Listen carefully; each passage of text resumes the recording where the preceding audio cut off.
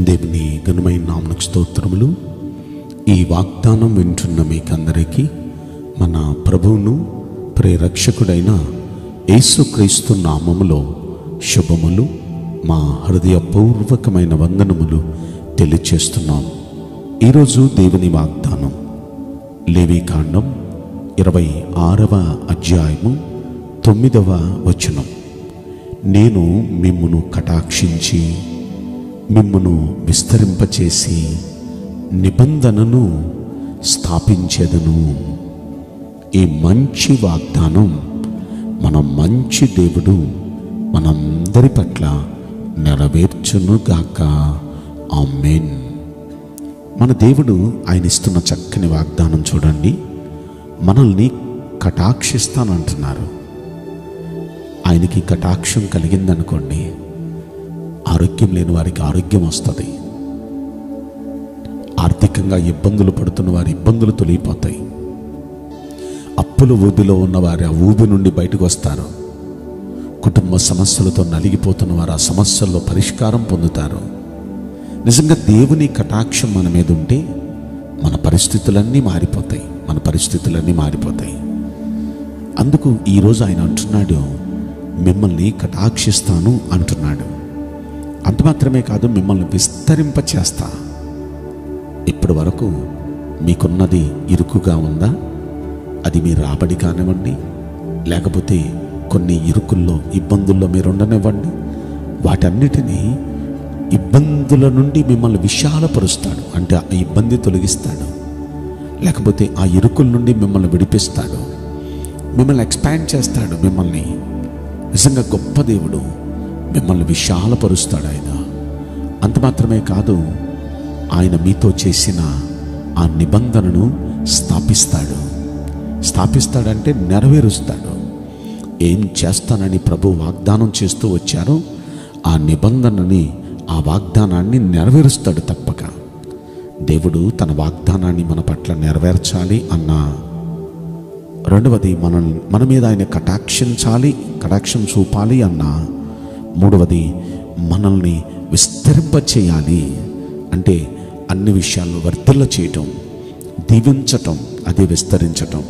అలా విస్తరింపచేయాలంటే మనం చేయాల్సిన ఒక 4 మంచి పనులు ఈరోజు ప్రభు మనతో చెప్పారు.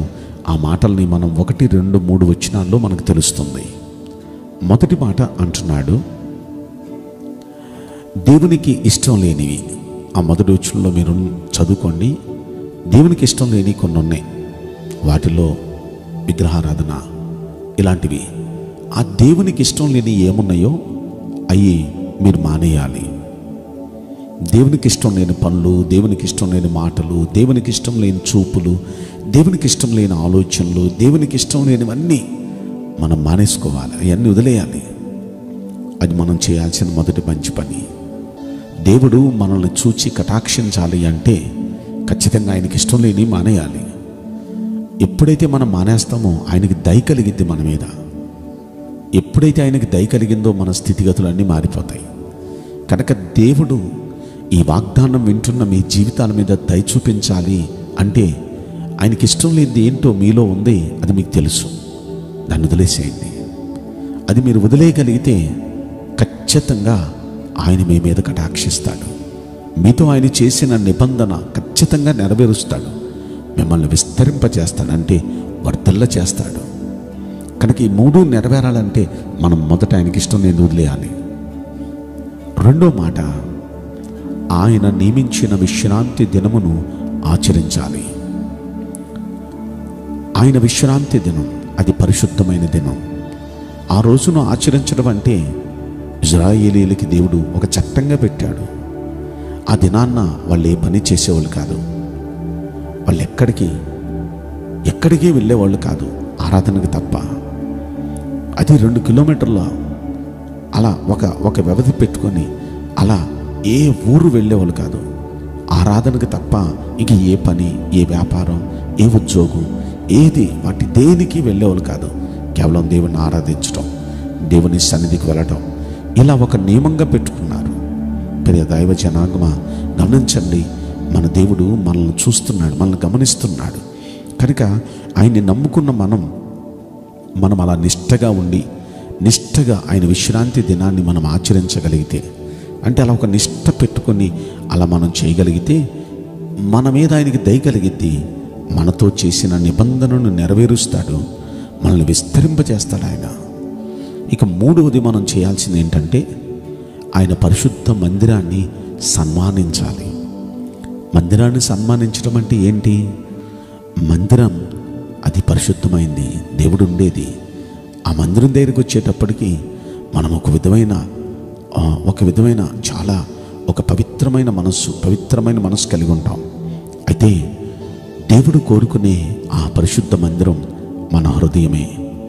మన హృదయం పరిశుద్ధంగా ఉంచుకొని ఆ దేవుని మందిరాన్ని సన్మానించాలి. దేవుని మందిరాన్ని సన్మానించడం అంటే దేవుడు ఉండే ఈ స్థలాన్ని అది ఎప్పుడు పరిశుద్ధంగా ఉండేటట్టుగా చూసుకోవాలి. మనం దేవాలయాన్ని ఎప్పుడు ఊడ్చి నీట్గా ఉంచుతాం, దాంట్లో చెత్త పడేయం, దాంట్లో దుమ్ము పడేయం, దాంట్లో ఏమున్నా నీట్గా ఊడ్చి శుభ్రంగా ఉంచుతాం. మందిరాన్ని జాగ్రత్తగా చూసుకుంటాం. అలాగే దేవుడు ఉండే మందిరం మన హృదయాన్ని ఎప్పుడు ఏ విధమైన మలినం లేకుండా, అపవిత్రత లేకుండా ఆ దేవునికి నచ్చేటట్టుగా, ఆ దేవుడు మనలో ఉండేటట్టుగా మనం చూసుకోవాలి. ఎప్పుడైతే అలా మనం ఉండగలుగుతామో ఖచ్చితంగా మనం చూస్తే ఆయనకి దయ కలిగిద్ది. కనుక మనం చేయాల్సిన మూడో పని ఇది. ఇక మనం చేయాల్సిన నాలుగో పని 3వ వచనంలో అంటాడు, మీరు నా కట్టడలను బట్టి నడుచుకొని నా ఆజ్ఞలను ఆచరించాలి. దేవుని ఆజ్ఞలను ఆచరించాలి, అనుసరించాలి. వాక్యాన్ని కేవలం వినటమే కాదు, చదవటమే కాదు, అనుసరించాలి. ఈ 4 పనులు మనం చేయగలిగితే ఖచ్చితంగా దేవుడు తన వాగ్దానం నెరవేరుస్తాడు. మనం చేయాల్సిన 4 పనులు ఏంటి? మొదటిగా దేవునికి ఇష్టం లేని పనులన్నీ మానేసుకోవాలి. రెండవదిగా విశ్రాంతి దినాన్ని ఆచరించాలి. ఒక నిష్ట పెట్టుకోవాలి. విశ్రాంతి దినాన్ని నేనే పని చేయను, నేను ఎక్కడికి వెళ్ళను, దేవుని ఆరాధనకు తప్ప అని ఒక నియమం పెట్టుకోవాలి. మూడవది దేవుని మందిరాన్ని సన్మానించడం. అది పరిశుద్ధ మందిరం, ఇది దేవుడు ఉండే స్థలం అని ఎప్పుడు మన హృదయాన్ని పరిశుద్ధంగా ఉండేటట్టు చూసుకోవాలి.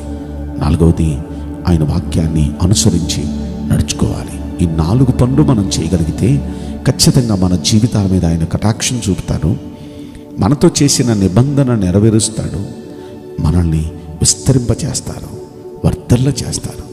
కనుక ఈ వాగ్దానం వింటున్న మనలో ప్రతి వ్యక్తి జీవితంలో ఈ 3 మన మంచి యేసయ్య జరిగించునుగాక. ఆమేన్. నేను మీకోసం ప్రార్థన చేయబోతున్నాను.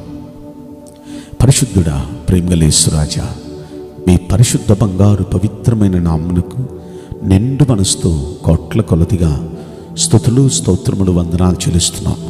ఈ వాగ్దానం వింటున్న ప్రియుల జీవితంలో దయచేసి ఈ వాగ్దానం నెరవేర్చి కృప చూపించండి. అయ్యా, నీ బిడ్డలు నీ వైపు చూస్తూ నీకు ఇష్టం లేని అన్ని వదిలేయటానికి ఇష్టపడుతున్నారు. విశ్రాంతి దినాన్ని ఆచరించడానికి ఇష్టపడుతున్నారు. నీవుండే పరిశుద్ధ స్థలాన్ని, మందిరాన్ని అయ్యా అది పరిశుద్ధంగా ఉంచి మిమ్మల్ని సన్మానించడానికి ఇష్టపడుతున్నారు. మీ వాక్యాన్ని అనుసరించి నడవటానికి ఇష్టపడుతున్నారు. దయచేసి మీ బిడ్డల మీద కటాక్షం చూపించండి. మీ బిడ్డల పట్ల మీ వాగ్దానాన్ని నెరవేర్చండి. మీ బిడ్డలను విస్తరింపచేయండి. నిశ్చయంగా ఈ వాగ్దానం ప్రతి వ్యక్తి జీవితంలో నెరవేరుస్తున్నందుకు స్తోత్రములు, కృతజ్ఞతలు చెల్లిస్తూ నజరుడైన యేసుక్రీస్తు ప్రశస్తమైన నామములో మిక్కిలి వినయముతో ప్రార్థించి బ్రతిమలాడి వేడుకుంటున్నాం ప్రియ పరలోకపు తండ్రి. Amen. May God bless you all. Thank you.